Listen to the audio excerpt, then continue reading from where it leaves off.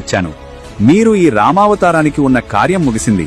ఇక మీరు విష్ణు రూపంలోకి మారి వైకుంఠానికి రండి, లక్ష్మీదేవి మీకోసం ఎదురు చూస్తూ ఉంది అని అనగా రాముడు నవ్వుతూ సరే యమా అని అంటాడు.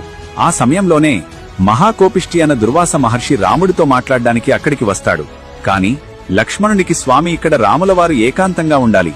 రాముడితో మాట్లాడ్డానికి వస్తే నన్ను లోపలికి పంపకుండా అడ్డుకుంటావా?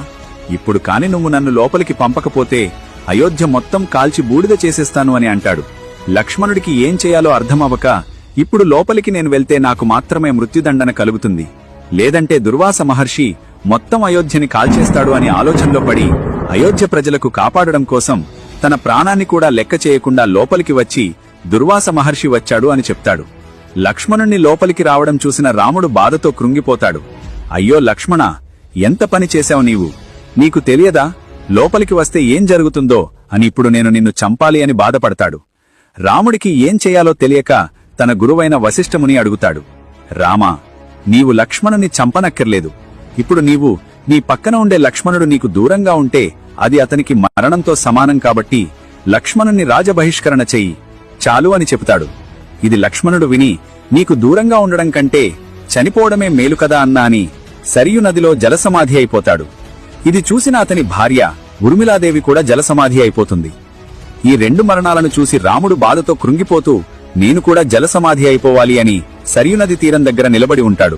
ఇదే సమయంలో పాతాళలోకంలో ఉన్న హనుమంతుడు ఏ ఉంగరం చూసినా నా రాముని ఉంగరంలాగే ఉంది అని వెతికి వెతికి అలసిపోయి, ఓ నాగరాజా, ఏ ఉంగరం చూసినా నా రాముని ఉంగరంలాగే ఉంది.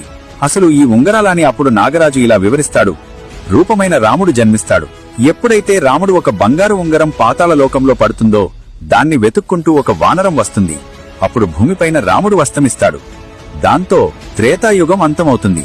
హనుమానిక్కడ ఇన్ని ఉంగరాలు ఉన్నాయి అంటే ఇన్నిసార్లు రాముడు అస్తమించాడు అని త్రేతాయుగాలు ముగిశాయి అని అర్థం. జీవితమంటే ఒక చక్రం. ఒక చక్రం ముగిసింది అంటే చోటు ప్రారంభమవుతుంది అని 4 యుగాలు మళ్లీ ముగిస్తాయి.